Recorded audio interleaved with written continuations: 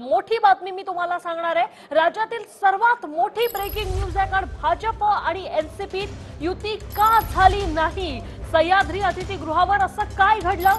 शरद पवारांनी आपली भूमिका बदलली का? असे अनेक प्रश्न आता समोर आलेत, कारण TV9 वर आताच्या घडीची सर्वात मोठी बातमी आहे, अमित शहांच्या निवासानी नेमकं काय घडलं? ट्रेडिंग पॉवर पुस्तकात धक्कादायक उल्लेख जे आहेत ते करण्यात आलेले आहेत। महाविकास आघाडीचं सरकार कसं आलं, भाजप राज्यात सत्तेबाहेर का राहिली, याचा सगळ्याचा उल्लेख या पुस्तकामध्ये ट्रेंडिंग पॉवर पुस्तकात करण्यात आलेला आहे। शरद पवारांनी नेमकी आपली भूमिका का बदलली आणि भाजप राज्यात सत्तेबाहेर का राहिली, या सगळ्या प्रश्नांची उत्तरं या पुस्तकात सापडतात। आताच्या घडीची ही सगळ्यात मोठी ब्रेकिंग न्यूज आहे, कारण भाजप आणि एनसीपीची युती नेमकी का झाली नाही? सह्याद्री अतिथीगृहावर नेमकं असं काय घडलं, या सगळ्याची उत्तरं या पुस्तकामध्ये लिहिलेली आहेत। भाजप आणि राष्ट्रवादीमध्ये चर्चा सुरू होत्या।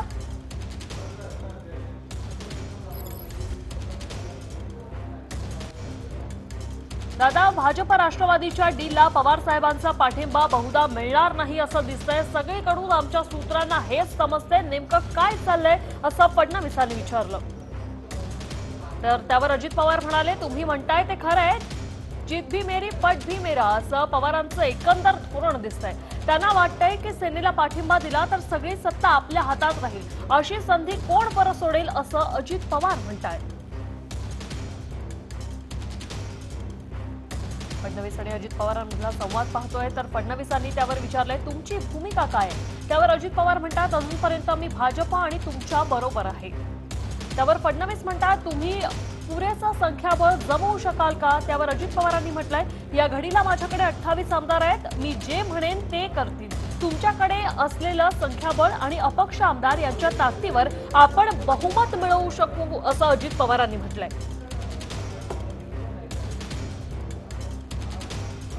देवेंद्र फडणवीस आणि अजित पवार यांच्यातील त्यावेळचा संवाद या पुस्तकात लिहिला गेलेला आहे। त्यावर फडणवीसांनी उत्तर दिले, कोण आहेत, प्रश्न विचारलाय त्यांनी, कोण आहेत ते आमदार? यावर सुनील शेळके, संदीप क्षीरसागर, राजेंद्र शिंगणे, सुनील मुसारा, माणिकराव कोकाटे, दिलीप बनकर, सुनील टिंगरे, धनंजय मुंडे, प्रकाश सोळंके, संजय बनसोडे, नरहरी झिरवळ, बाबासाहेब पाटील, दौलत दरोडा, नितीन पवार, अनिल पाटील शिवाय 13 आणखी आमदार असल्याचं अजित पवारांनी सांगितलं।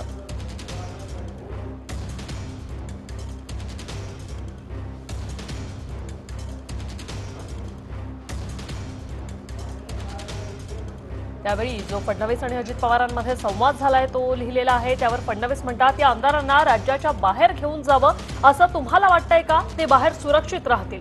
त्यावर अजित पवार म्हणतात, नाही नाही, इथेच थांबूया, इतर आमदारांबरोबर राहिले तर कदाचित ते इतरांचं मनपरिवर्तन करू शकतील, यासाठी व्यूहरचना करावी लागेल। मी माझ्या विश्वासू सहकाऱ्यांना याविषयी बोलतो।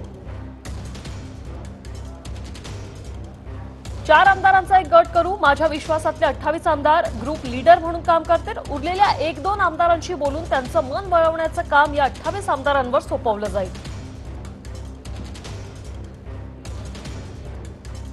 फडणवीस, हा दादा, सगळं चोख पार पडलं पाहिजे, आपण फार मोठी जोखीम पत्करतो आहोत, हे तुम्हाला चांगलं ठाऊक आहे।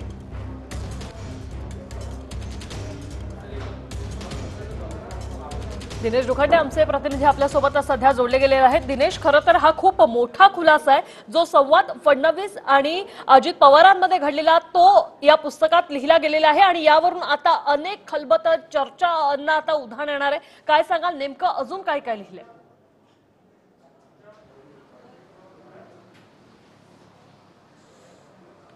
बघा, महाराष्ट्रातलं महाविकास आघाडी सरकार हे वर्षपूर्तीच्या अगदी समीप आहे, आणि हे सरकार नेमकं कसं स्थापन झालं, शिवसेना भाजपचं नेमकं कसं बिनसलं, पहाटेच्या वेळीच देवेंद्र फडणवीस अजित पवार यांचा शपथविधी कसा पार पडला, याबद्दल महाराष्ट्राच्या लोकांमध्ये अजूनही तीच उत्सुकता आहे किंवा तीच जिज्ञासा आहे। त्यांना जाणून घ्यायचं की नेमकं काय घडलं त्या 35 ते 40 दिवसात, आणि यावर अनेकदा खुलासे झाले आहेत, दावे झाले आहेत, गौप्यस्फोट झाले आहेत। पण एक नवं पुस्तक वाचकांच्या भेटीला येते। राजकीय लेखिका आहेत, त्यांनी प्रियंका ज्या राजकीय लेखिका आहेत त्यांनी हे पुस्तक लिहिलेलं आहे, आणि त्यात ट्रेडिंग पॉवर असं या पुस्तकाचं नाव आहे. 28 तारखेला हे पुस्तक वर्षपूर्तीच्या दिवशीच प्रकाशित होतं आहे आणि त्यात अनेक जे दावे आहेत. प्रियम गांधी मोदी या त्या राजकीय लेखिका आहेत आणि त्यांनी जे दावे केले आहेत नेमकं त्या शपथविधीच्या पहाटेला काय घडलं आणि त्या शपथविधीच्या आधी काय घडलं.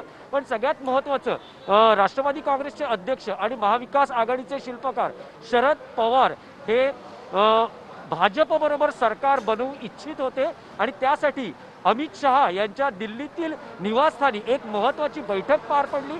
या बैठकीला देवेंद्र फडणवीस, अजित पवार, शरद पवार, अमित शहा आणि राष्ट्रवादी काँग्रेसमधला एक मोठा नेता उपस्थित होता, जो या संपूर्ण प्रकरणात मग भाजप एनसीपी मध्ये जी मध्यस्थी करायची होती त्या संदर्भातलं जी सगळी कार्यवाही आहे ती हा मोठा नेता पार पाडत होता. नेमकं जे सत्ता स्थापनेचं सूत्र होतं त्याबद्दलही या बैठकीत निश्चित धोरण ठरलं गेलं.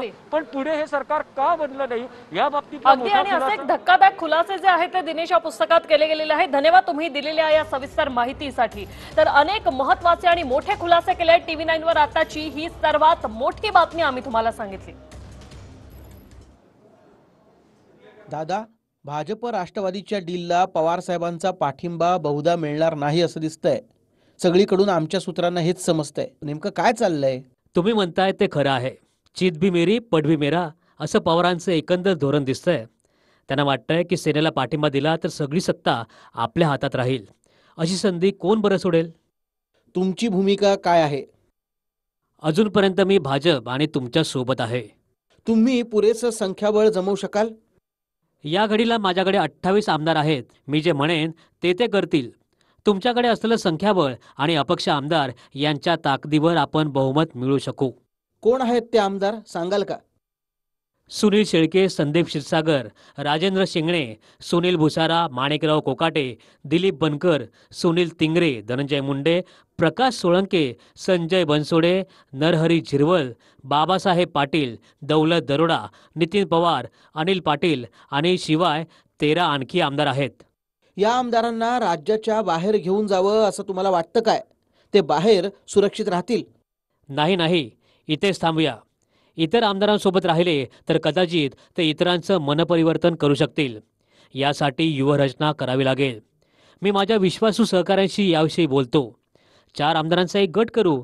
माझ्या विश्वासातले 28 आमदार ग्रुप लीडर म्हणून काम करतील. उरलेल्या 1-2 आमदारांशी बोलून त्यांचं मन वळवण्याचं काम या 28 आमदारांवर सोपवलं जाईल. हा दादा, सगळं चोख पार पडलं पाहिजे.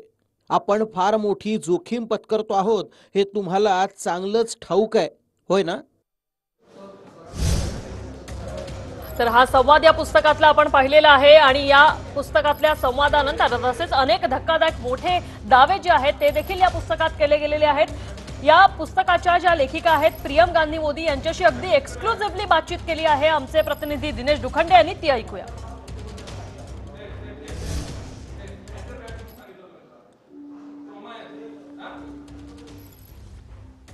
महाराष्ट्रात महाविकास आघाडी सरकार वर्षपूर्तीच्या अगदी समीप आहे. पण वर्षभरापूर्वी शिवसेना, राष्ट्रवादी काँग्रेस आणि काँग्रेस हे कठीण वाटणारं समीकरण, हे कठीण वाटणारं सरकार कसं अस्तित्वात आलं याबद्दल 1 वर्ष झाल्यानंतरही लोकांच्या मनात उत्सुकता कायम आहे, जिज्ञासा कायम आहे. एक नवं पुस्तक वाचकांच्या भेटीला येत आहे. राजकीय लेखिका प्रियम गांधी मोदी या पुस्तक वाचकांच्या भेटीला आणता आहेत आणि त्या पुस्तकात अनेक गौप्यस्फोट आहेत, खुलासे आहेत. वर्षभरात तुम्ही अनेक किस्से ऐकले असतील, अनेक गौप्यस्फोट तुम्ही पाहिले असतील, पण या पुस्तकात आणखी काही महत्त्वाचे गौप्यस्फोट आहे. विशेषतः राष्ट्रवादी काँग्रेसचे अध्यक्ष आणि विद्यमान महाविकास आघाडीचे शिल्पकार शरद पवार हे भाजप बरोबर सरकार बनवू इच्छित होते. त्यासाठी काही प्रयत्न, बैठका झाल्या. अजित पवार आणि देवेंद्र फडणवीस यांचा पहाटेचा जो शपथविधी झाला त्यामागे नेमकं काय राजकारण होतं, पवार कुटुंबातला नेमका कलह काय होता, अशा सगळ्या गोष्टींवर यात काही खळबळजनक गौप्यस्फोट आहेत, काही खुलासे आहेत आणि काही दावे प्रियम गांधी मोदी यांनी केलेले आहेत. आपण थेट प्रियम गांधी मोदी यांच्याशी संवाद साधणार आहोत आणि नेमकं हे पुस्तक काय आहे, ते कधी वाचकांच्या भेटीला येते हे आपण त्यांच्याकडून जाणून घेणार आहोत. मैम, पहले तो TV9 मराठी में आपका स्वागत है. आपने एक किताब लिखी है, वो जल्द ही लोगों के सामने आने वाली है। ये कौन सी किताब है और ये कब लोगों के सामने आएगी? ये किताब का नाम है ट्रेडिंग पावर। ये 28 को लॉन्च होगी। ऑलरेडी आप अमेज़ॉन पे प्री ऑर्डर कर सकते हैं और ये हैशेट इंडिया ने पब्लिश की है, जो वर्ल्ड की नंबर 2 पब्लिशिंग हाउस है। हाँ। यस। अब तक 3 किताबें आई हैं और कई सारे इंटरव्यूज हुए हैं। ये सरकार, महाविकास आघाड़ी सरकार कैसे बनी, इस पे बहुत सारे खुलासे हुए। आपकी किताब में एक जो सबसे पहला दावा या खुलासा है कि शरद पवार बीजेपी के नेताओं से मिले और सरकार बनाने की कोशिश कर रहे थे। ये क्या दावा है, आप बताएंगे? जी, ये बिल्कुल सही है। ये दावा मेरी किताब में है। Early November, first week of November, NCP के बहुत ही सीनियर 2 नेता फडणवीस जी के घर पहुंचे वर्षा पे, और उन्होंने ये इंडिकेशन दिया कि पवार साहब को बीजेपी को समर्थन देने में इंटरेस्ट है। फडणवीस जी ने तुरंत अमित शाह जी से बात की और अगले ही दिन दिल्ली में अमित शाह जी के घर पर उनकी बैठक हो गई। वो मीटिंग में पवार साहब, अजीत पवार जी, प्रफुल्ल पटेल जी, देवेंद्र फडणवीस जी और अमित भाई मौजूद थे। उस मीटिंग में पवार साहब ने खुद अमित शाह जी से ये इंटरेस्ट जताया कि उनको सपोर्ट देने में इंटरेस्ट है।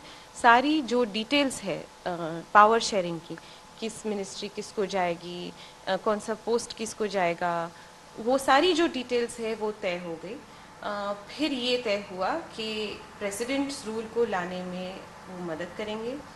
प्रेसिडेंट्स रूल आ जाए फिर वो महाराष्ट्र का टूर करेंगे और टूर करने के बाद मीडिया के सामने आकर बताएंगे कि मैंने लोगों की स्थिति देखी है, और लोगों की स्थिति देखने के बाद मुझे ऐसे लगता है कि महाराष्ट्र को एक स्थिर गवर्नमेंट की ज़रूरत है, और वो स्थिर गवर्नमेंट प्रोवाइड करने के लिए मैं और मेरी पार्टी बीजेपी को सपोर्ट करने के लिए रेडी है। लेकिन सिर्फ अमित शाह से ही शरद पवार मिले या पीएम मोदी से भी मिले, वो कुछ इस किताब में लिखा? उस वक्त नहीं मिले थे पीएम मोदी से, तो वो बाद कहीं 20th को मिले। लेकिन फिर अगर ये कोशिश हो रही थी तो सरकार क्यों बनी नहीं? क्योंकि पैरेलली शिवसेना और कांग्रेस भी सरकार बनाने की कोशिश कर रहे थे उन्हीं के साथ, और मुझे ऐसे लगता है, एक्चुअली डिस्क्लेमर ये है कि पवार साहब को कोई नहीं समझ सकता, तो मैं भी नहीं समझ सकती, लेकिन पैरेलली जब वो भी कोशिश कर रहे थे गवर्नमेंट बनाने की, तो शायद शिवसेना और कांग्रेस काफ़ी कॉम्प्रोमाइज़ेस करने को तैयार थे, जिस वजह से बहुत ज़्यादा पावर एनसीपी और पवार साहब के पास कॉन्सेंट्रेट हो जाता, तो शायद इसी वजह से उनका मन बदल गया। आपने और एक जिक्र किया है और एक खुलासा किया है कि देवेंद्र फडणवीस और अजीत पवार में एसएमएस पे कम्युनिकेशन हुआ या चैटिंग हुआ, वो क्या चैप्टर है उसके बारे में बताएं। जी बिल्कुल। जब पवार साहब का मन बदला तब ऐसे काफ़ी एनसीपी के लीडर थे जो उनके नए फैसले को सपोर्ट नहीं करते थे, लेकिन वोकली मीटिंग में अजीत पवार जी अग्रेसिवली इसको अपोज करते थे कि नहीं, मुझे लगता है कि 3 पार्टी की सरकार नहीं चल सकती और हमें बीजेपी को ही सपोर्ट देना चाहिए, जो हमारा ओरिजिनल प्लान है। फिर एक एमिसरी ऑल्सो जो एनसीपी के बहुत सीनियर लीडर है, प्रीवियस यूनियन कैबिनेट में मंत्री रह चुके हैं, वो अगेन फडणवीस जी के पास आए और फडणवीस जी को बताया कि अजीत दादा अभी भी जो हमारा ओरिजिनल प्लान है वो एग्जीक्यूट करने को रेडी है। तो फिर उनके बीच में कांटेक्ट बना और फडणवीस जी ने उनको पूछा कि क्या ये सच है, तो अजीत दादा ने बताया जी बिल्कुल ये सच है, और मेरे साथ 28 एमएलएज हमें सपोर्ट करने को रेडी है और भी सपोर्ट करेंगे, तो हम उन एमएलएज को वही होटल में रखेंगे बाकी सब एमएलएज के साथ, अलग कहीं पे नहीं लेके जाएंगे, और हर एमएलए को रिस्पॉन्सिबिलिटी देंगे कि एक दूसरे एमएलए को हमारी तरफ कन्वर्ट करें। तो ये पूरा उन्होंने स्ट्रैटेजी बनाई। बीजेपी एनसीपी के बीच में मीडिएटर करके, मतलब अजीत दादा हो, देवेंद्र फडणवीस हो, शरद पवार जी हो, अमित शाह हो, इनके बीच में एनसीपी के एक बड़े नेता मीडिएटर की भूमिका निभा रहे थे। ये कौन है और कब तक ये मीडिएटर उनकी भूमिका आगे लेके जा रहे हैं? देखिए, मैं उनका नाम नहीं बता सकती, लेकिन मैंने जैसे आपको बताया कि वो प्रीवियस यूनियन गवर्नमेंट में मिनिस्टर रह चुके हैं और अभी भी वो एनसीपी के बहुत ही सीनियर लीडर हैं। जो शपथ विधि राजभवन में अर्ली मॉर्निंग हुआ, उसके बारे में आपने अपनी किताब में कुछ दावे किए हैं? जी, क्या वो बिल्कुल। किस तरह से हुआ? बिल्कुल। उसके बारे में क्या सच्चाई है? मतलब सच्चाई मतलब क्या हुआ पीछे था? पीछे जी। की गतिविधियों से। नेहरू सेंटर पे जो मीटिंग हुई थी 22 तारीख को, उस मीटिंग से निकलने के बाद अजीत पवार जी वर्षा पहुंचे और फडणवीस जी को बताया कि ऐसा लग रहा है कि अब हम इन्हें रोक नहीं पाएंगे, ये कभी भी दावा कर सकते हैं गवर्नर के पास जाके। तो अगेन देवेंद्र फडणवीस जी ने अमित शाह को बताया और अमित शाह जी ने तुरंत ही डिसीजन लिया कि अगर हमें दावा रखना है तो हमें इमीडिएटली करना पड़ेगा, आप तुरंत जाइए governor K pass letters of support लेके दोनों पार्टियों की। और उसके बाद मैं यहाँ पे सेंटर में से देखता हूँ कि कैसे जो प्रेसिडेंट्स रूल है उसको रिवोक कर सके।